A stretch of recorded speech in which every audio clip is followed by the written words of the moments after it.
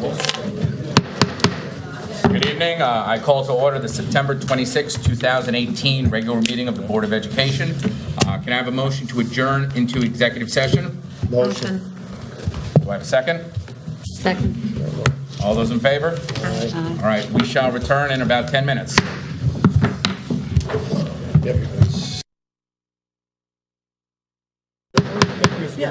Thank you for your patience. We now reconvene the regular session of the Board of Ed meeting. Please rise and join me for the pledge of the flag. I pledge allegiance to the flag of the United States of America and to the republic for which it stands, one nation, under God, indivisible, with liberty and justice for all.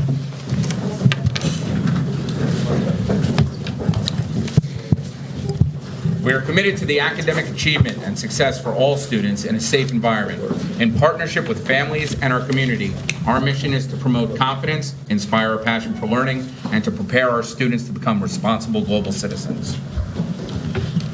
Can I have a motion to approve the revised agenda? Motion. Second. Any questions? All those in favor? Aye. Motion carries. Questions and comments from interested citizens? Ms. Lorraine Loenig.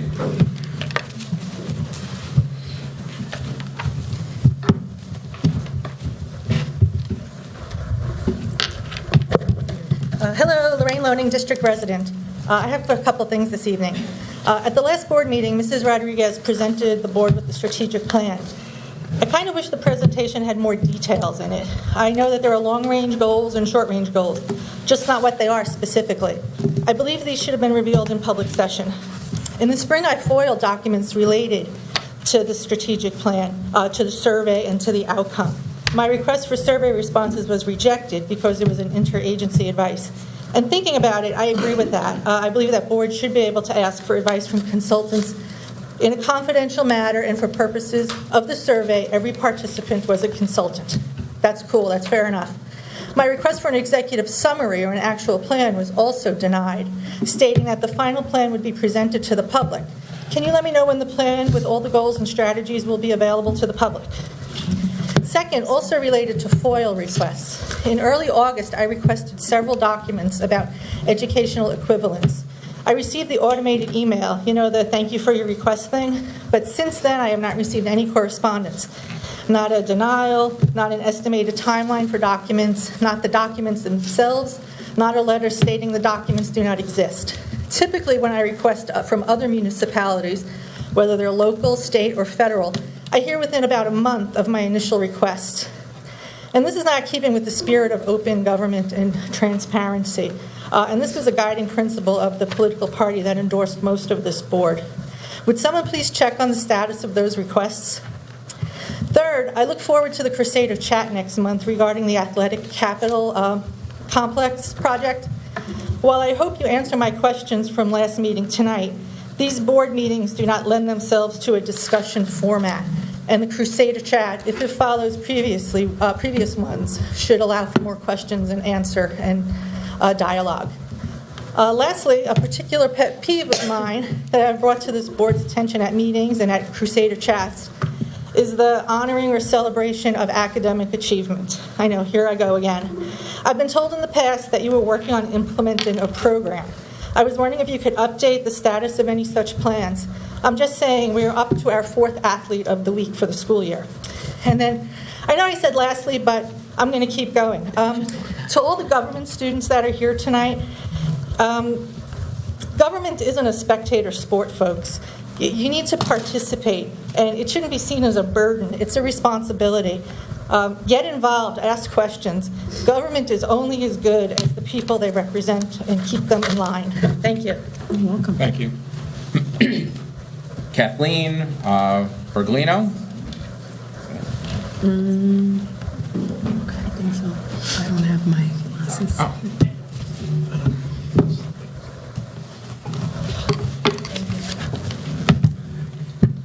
So my name is Kathleen Baglino, and I'm a mother of 3 children, ages 11, 10, and 8, who are part of the Monroe Woodbury School District.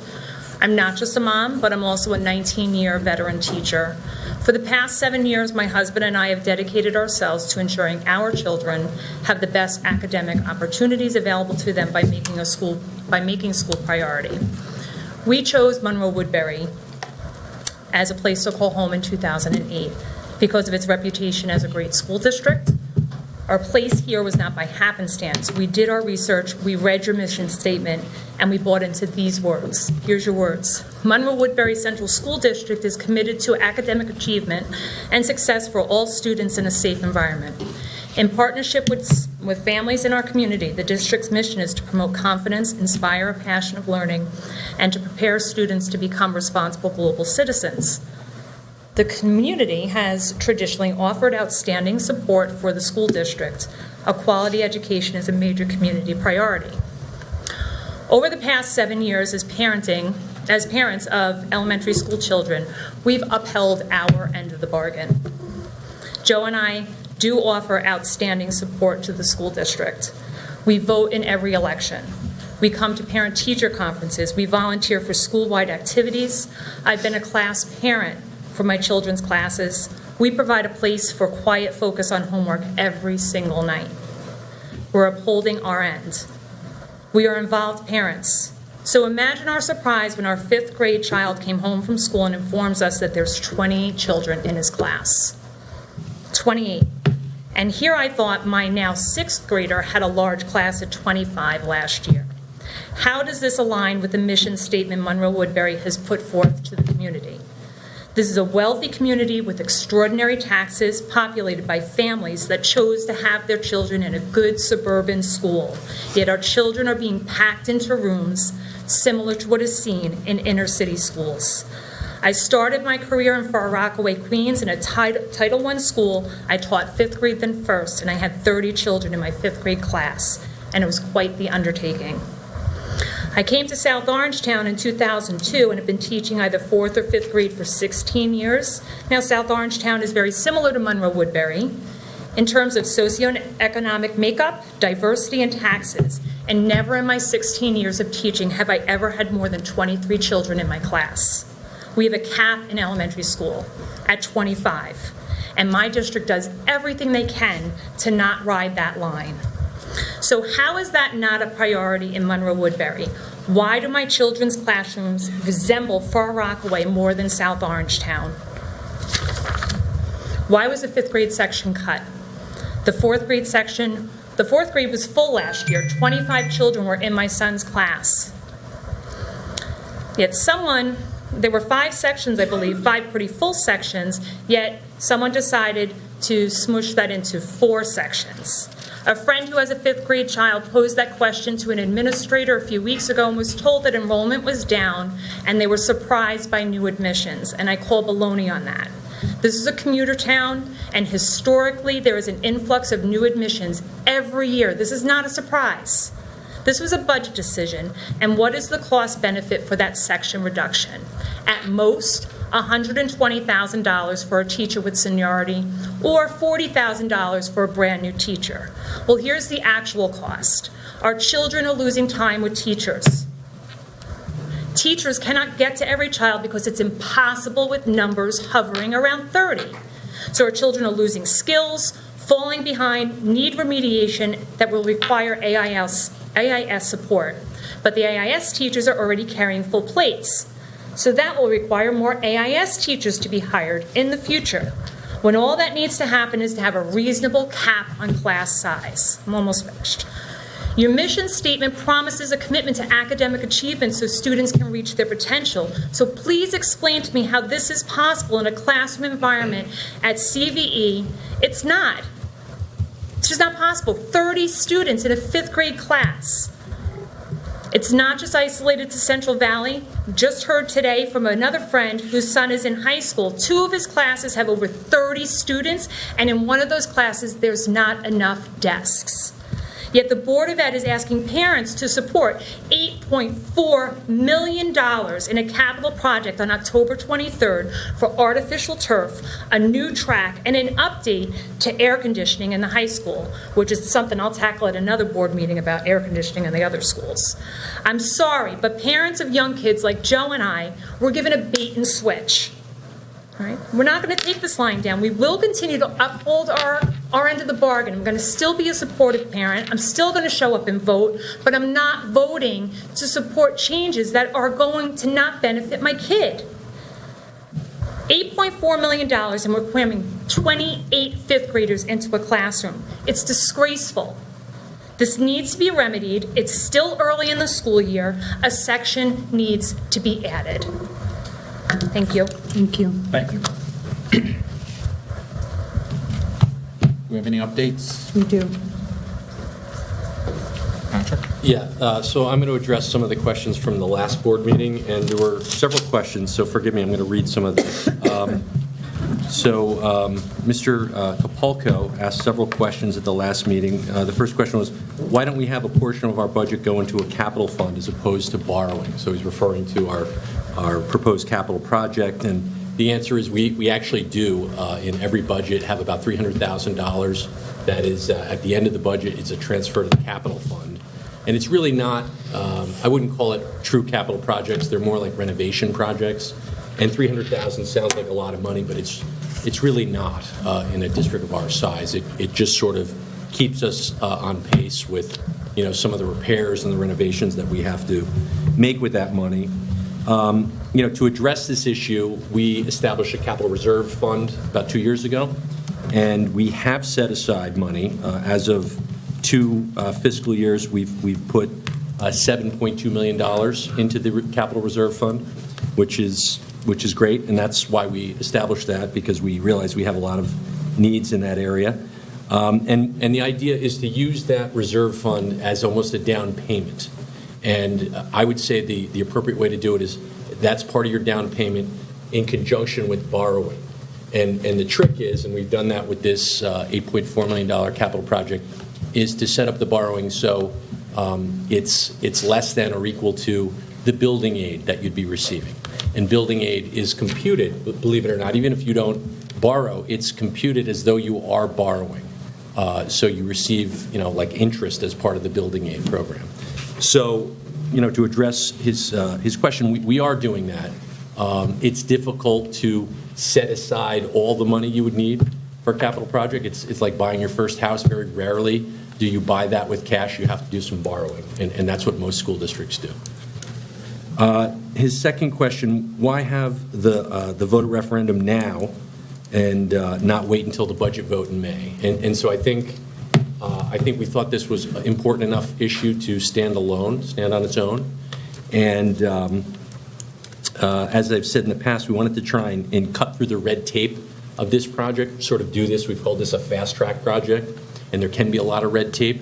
And I think if we were to wait to May, it would delay it not just a year, but potentially more than a year. If we were to wait till May of 2019, it wouldn't be the summer of 2020. It might be, I think, more likely the following summer. So it would be 2+ years. And I think we felt like, based on what was happening with the taking of land with CV, the eminent domain process there, the loss of those fields, a bad problem was getting worse, and we wanted to try to solve the problem. That's the way I've been putting this, and that's what we're attempting to do with this project, is solve a problem. And so I think waiting till May would have just kicked it out for more than 2 years. How will we be repaid by New York State? And so I think what Mr. Capalco was talking about, like he was saying, is the money going to be earmarked? Is it part of the general fund, the state general fund? And so there's really 2 things I think he was trying to address there. We've been saying that we're now applying for, we're eligible for a grant. It's a state and municipal facilities grant. And this is the grant that Assemblyman Skoufis helped us secure. And so that is money that would be earmarked for our district. So that's one part of it. The other part of it, the more substantial part of it, is building aid. And I've talked a lot about ordinary building aid. And that is a regular annual state program with New York State. There isn't any special earmark for Monroe Woodbury in that program.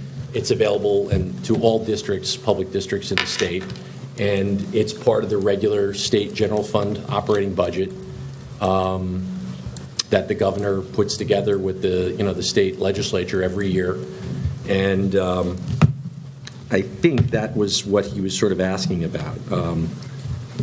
Is there anything proposed or being worked on to address the poor air quality around CV, Central Valley Elementary School? I believe that's what I think he might have said elementary school, but I think he was referring to CV. So DOT, New York State Department of Transportation, through their contractor, had put in certain requirements in terms of dust and dirt and that sort of thing, addressing, I think, what Mr. Kapalko was talking about in terms of air quality. I'm not sure if he was addressing the idea of increased traffic or idle times affecting air quality. I haven't heard anything about that from DOT, because one of the things that they had talked about with this project is they were keeping the traffic flowing, essentially, sort of keeping everything open as they worked on the new roadways. So there were elements that were addressing that, but it was more about construction,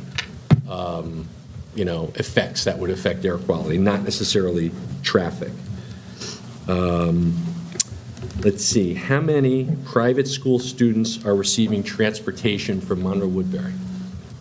And so I think he wanted to know for this year and for last year. Let's see. I have that somewhere. It's not there. Here it is. Forgive me. So last year, there were 778 students, non-publics, receiving transportation from Monroe Woodbury. This year, the number is lower. It's 672 students, but we believe that would be higher. Would be more like 889, but for a large number that did not register with us or apply for transportation by April 1st. So there's this big cohort that did not make that deadline. And recall, Elsie, we said that's state law, Right. And those are the rules. So the trend has been increasing. We talked about that during the budget discussion as well. So let's see. And then there was a question about our current year enrollment, and that is 6,876 students. And that includes both those that are here in district and about 131 students that are out of district and out of district placements. So the other series of questions from Mrs. Loning. Why aren't we considering a new pool as part of our proposed capital project? And, the short answer is a new pool is a relatively expensive item, and we did consider that, and we have been considering that as part of our facilities long-range plan and the building conditions survey, right, Chris? Yeah, it's in the 5-year plan that we put together. It's in there. The bottom line is because it's such an expensive item, we felt like it required a little bit more deliberation. There are certain questions. Do we try to repair or improve what we have? You could literally lengthen that pool. That's one of the issues with the pool. It's not 25 yards. I think it's 20. Do we build onto the high school? Right, that would seem like logical. Or do we build an entirely new structure? That was another We have a idea. new structure planned. We had that bid out to see Yep. what it would cost for a new building in between the middle school and the high school, Right. which actually would connect the two buildings and have the pool in it. So that's Right. part of the plan. So the short answer is that's a relatively expensive item. It requires a little bit more deliberation and a little bit more analysis. And what we were trying to do with the $8.4 million capital project was solve an immediate problem that was exacerbated by the DOT situation. And it's not to say that that's solving all our capital needs. That's one of the things that we did with both the building conditions survey and the facilities long-range plan is there was the need-to-have list and the nice-to-have list, and it's going through and analyzing that and analyzing our debt as we retire debt. It's the way you're supposed to do this is bring on new debt, sort of timing issue. The building aid estimates, there's a lot that goes into that. So it's not to say we're not considering the new pool issue. We are. In planning for the proposed project, did we consider a cross-section of stakeholders, including academics and the arts? And yes, we did. The facilities long-range plan that we engaged our architect to do that. The architects met with building level administrators, district level administrators, staff. They considered not just, as I've said this many times, not just sort of the condition of everything we have, but how are we using buildings, what are our needs, what are our future needs. We consider a lot of things, changing the configuration of buildings entirely. So there were a lot of sort of interviews and a lot of analysis that went into that. And again, and I've said this at meetings, I've been speaking to the PTAs about this project, the proposed project. This isn't solving all our problems. It's not the end. We still have sort of the need to have items. We'll consider some of the other things. And we've talked about this. We spend every year, we spend a lot of money on the arts and these other programs. The fields and the air conditioning system, the existing air conditioning system at the high school, which was on the building conditions survey, it's in danger of sort of a catastrophic failure. Those were things that particularly the fields are underinvested in, and the situation was just getting worse. Let's see. We've stated that the facilities upgrades will enable us to host regional and statewide events. Are there any metrics or data to support this? And so we have said that. And I do have some information from the New York State Public High School Athletic Association related to this. I wasn't able to get anything from Orange County. There tends to be less information, in Orange County than upstate. There's a bit more. And I'll just rattle some of this off. So there was a wrestling tournament in Albany. And all these tournaments are within, I think last year, within a year or so. So it was a tournament with 2 divisions. Total attendance was 12,300. The total economic impact was $1,100,000, or about $89 per spectator. And that was my computation. They reported the impact per spectator at about $95. There was 2 tournaments, basketball and baseball. They were combined in Binghamton. So it was a tournament with 5 divisions. Total attendance was 15,000. They estimated the total economic impact at $1 million, or about $67 per spectator. In Cortland, New York, girls soccer tournament, 5 divisions, about 4,100 in attendance, $400,000 total local economic impact, or about $98 per spectator. Again, Cortland girls lacrosse tournament, 3 divisions, 2,700 spectators, $350,000 total local economic impact, or about $130 per spectator. And finally, downstate in Suffolk County, there was a boys volleyball tournament, 2 divisions. It was only a one-day event, about 1,000 spectators. They estimated $63,000 or in economic impact, about $63 per spectator. So, the takeaway is this does have an impact on the local economy. Some of these longer tournaments, people stay overnight, they go out, et cetera. What I heard is that for whatever reason, Albany County tends to keep, they have a convention center, the most data on this. And when I do hear from Orange County, I can report out on their results as well. But in general, by my analysis using their data, it's about a $90 per spectator impact. That's the mean number, or $200,000 per day, depending on the size of the event. So, and I think that was it. All right. Thank you. Anything you want to add? No. I just want to let the parent know who got up and spoke. We will get back to you. And we part of our agenda is we answer everything publicly. You're welcome. Okay, good. Can I have a motion to approve the minutes of the August 29th, 2018 meeting? Motion. Second. Any questions or comments? All those in favor? Aye.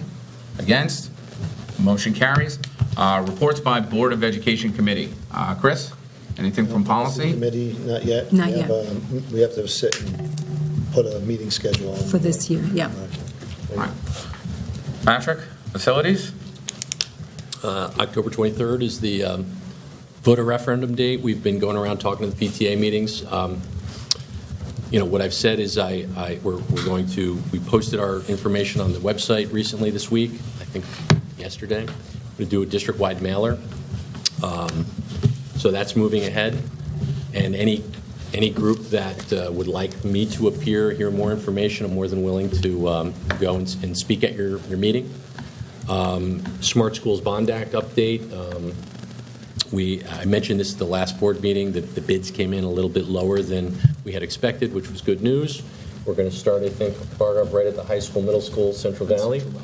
And we're going to be able to upgrade the cabling infrastructure for all our buildings. We were a little concerned it might be 5 buildings and we'd have to do 2 at a later date, but we're going to be able to do everything with that Smart Schools Bond Act money. So. Starter school at Central Valley with the traffic and the construction, how did that go? It went fairly well. I think they finished the parking lot in time. The southern entrance exit was not ready, but we knew that.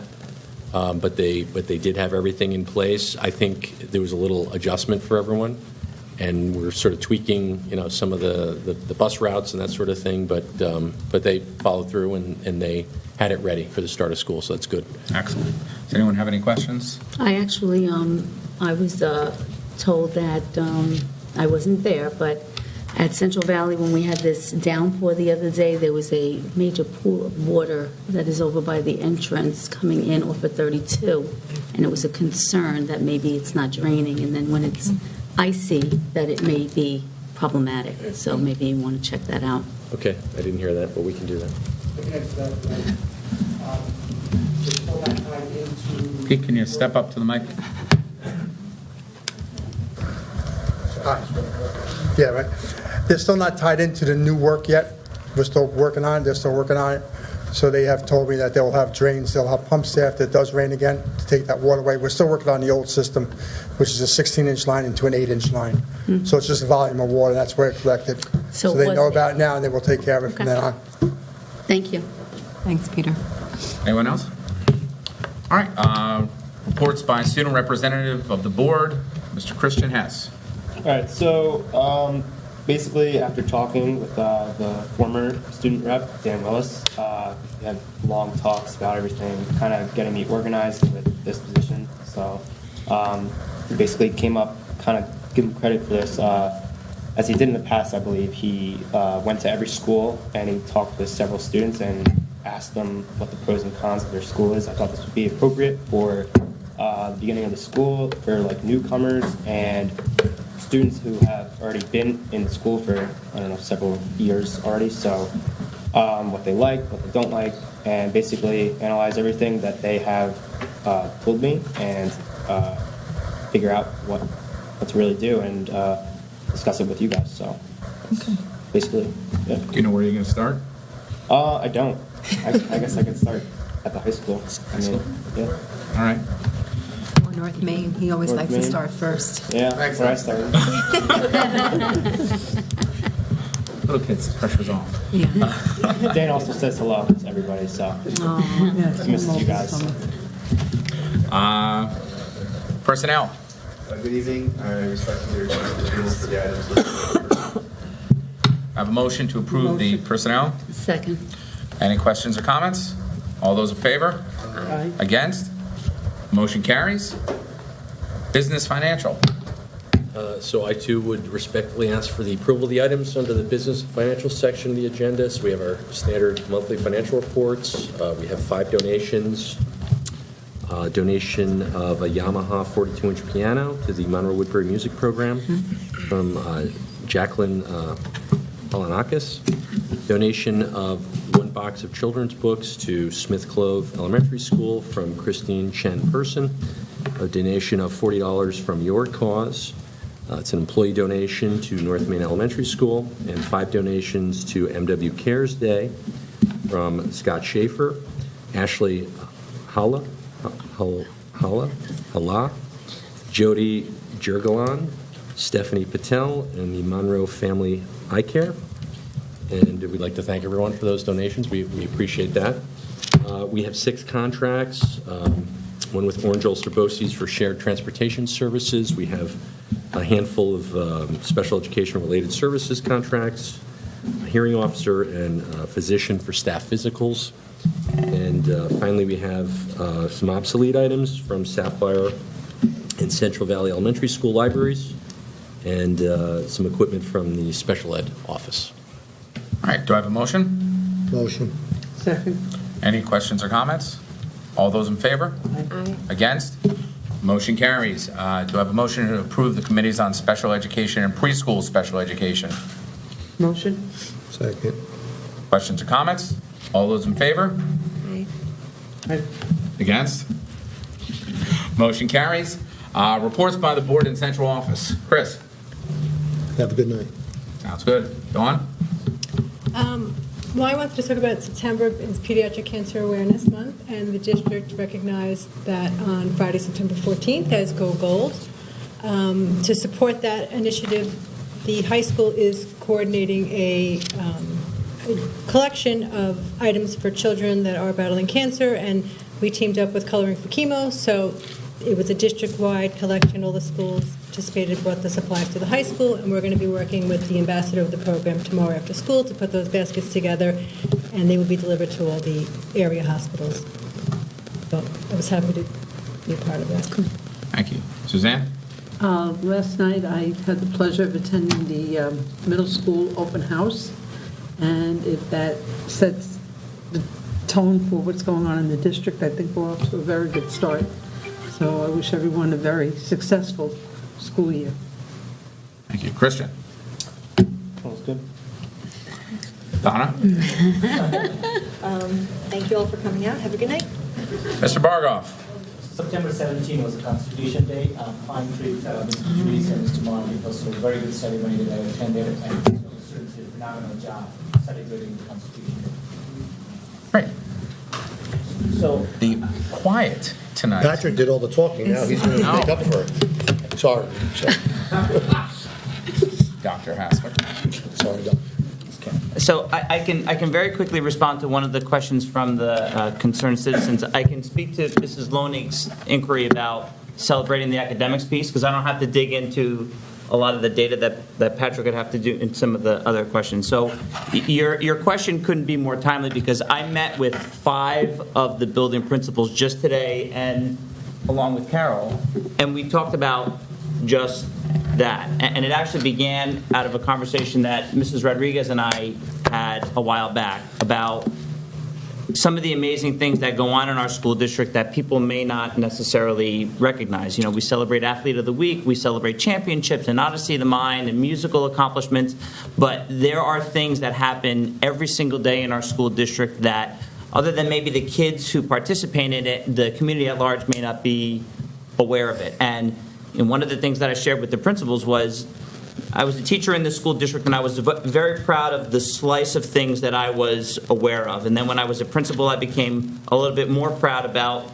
my own building. But when I took this job, and I'm a parent of the school in the school district, and I was never more impressed about what our school district does for kids than the things that I saw when I was able to be invited to things around the school district. And we spoke about that exact topic of how do we find ways to be able to acknowledge that.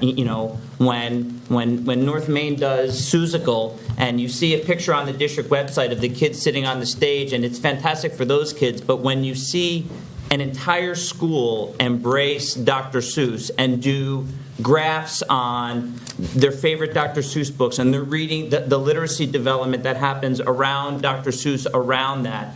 It's not just about the 75 or 100 kids that are in the school play. It's about the 500 plus kids that are in that building that truly get an enriched curriculum based upon that experience. And so it's not just about celebrating the play, it's about everything that goes around that. And that happens all over in Monroe. And we have to acknowledge that. Again, we do a great job of celebrating championships and awesome things that happen, but some of the day-to-day stuff is equally as phenomenal, but may happen on a smaller scale, but we have to acknowledge that. So your point couldn't be more timely, because we literally had that conversation today about getting that work happening. And actually, one of the things that Mrs. Rodriguez said to me is, what can you do on the curriculum and instruction website, a portion of the website? And I said, unfortunately, the curriculum and instruction site on the district website doesn't get a huge amount of traffic. Not a lot of people peruse the CNI portion of the And of I the told district. him I disagreed with him.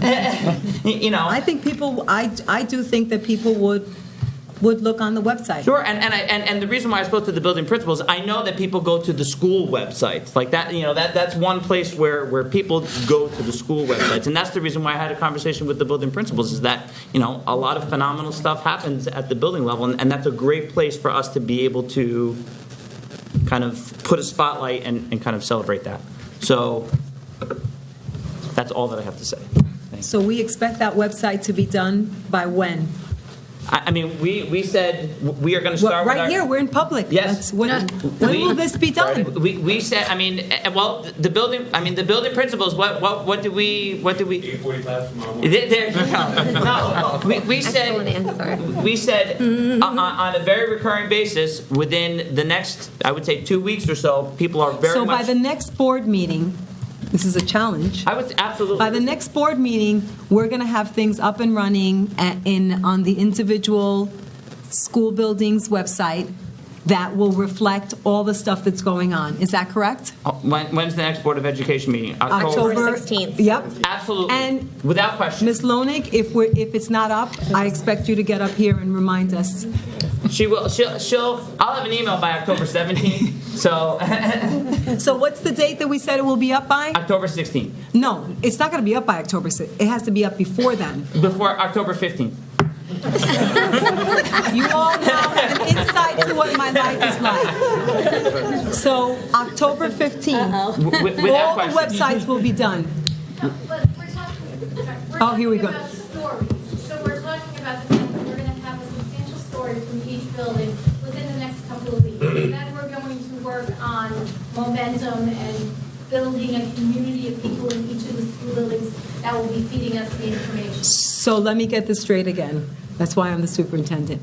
We're going to have a story in every building by October 15th. An academic focus. An academic focus. Okay.